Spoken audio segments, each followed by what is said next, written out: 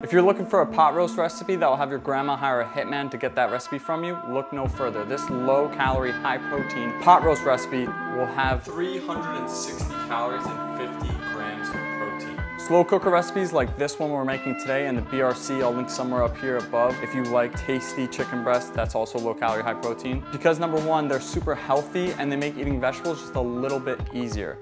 And number two, it lets my most important criteria still be true. They're lazy cook friendly. If you don't like spending a lot of time to cook, this is the perfect recipe to have in your recipe book because it's a bulk cook, meaning you cook it once and you have meals for 4 to 7 days. Let's hop into the ingredients you'll need to make this happen. And of course, if you find this video helpful today, hit the like button, hit subscribe for more videos on how to lose fat, build muscle, and increase your self-belief and confidence. Ingredients. The first one you'll want is meat. You need meat. You could use chuck roast, round roast, or what I have here is a kind of round roast. It's beef round eye round roast because they didn't have chuck roast, which I would have bought if they had it. Ingredient number two is going to be potatoes. Now you want these to be smaller than a baseball, but bigger than a golf ball. A pro tip is to not cut the potatoes before you cook them. If you want them cut up after, but if you cut them up before, you could end up getting a potato soup kind of thing. Which, to be honest, isn't that bad, but this is not gonna make your grandma jealous,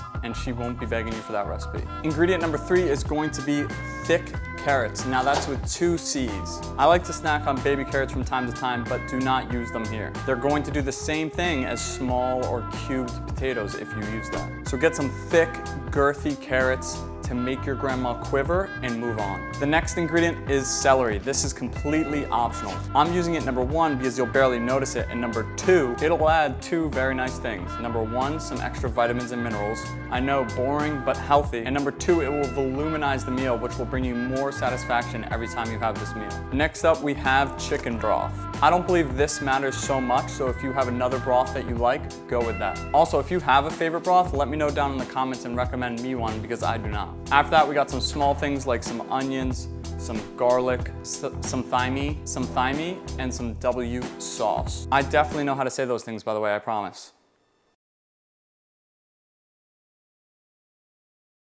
Thyme,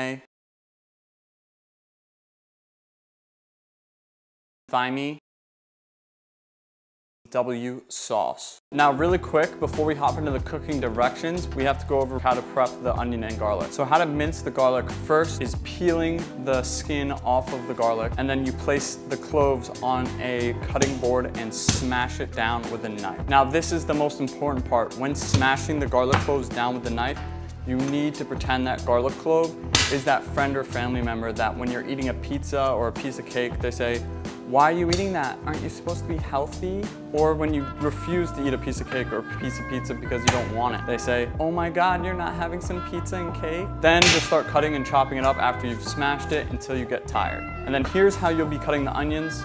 First, you'll cut the butts off the onions because you will not be eating butt during this video today. Then you're gonna peel the skin off, then you're gonna cut them into halves, and then 2 more cuts so you have 6 pieces from 1 onion. That's all you're gonna be doing for the onions. You don't want this turning to mush and melting away during this cook. I cut off the onion's butt and it made me cry. All right, now that you have all the ingredients and you made your onions and garlic, how do you cook this thing? Here's the cooking directions. So take your meat and wipe your meat down with paper towels. Then you're gonna season it by rubbing salt and pepper into your meat. Now, if you like olive oil, that's completely fine. Feel free to use it. Just make sure to weigh it out in grams on a food scale if you're trying to lose fat. In this video, we're going for low calorie, high protein, while still tasting good enough to make your grandma jealous, so I'm gonna be using Pam. You're gonna Pam or oil your pan, and then you're gonna brown all sides of your meat. It's gonna take roughly 3 to 5 minutes per side. Use medium to high heat, by the way. Then you're gonna insert your meat into the slow cooker. The next thing you're gonna do is, without cleaning the pan, put your cut onion into the pan for 2 minutes, and then after that 2 minutes, add in the garlic for 30 to 60 more seconds.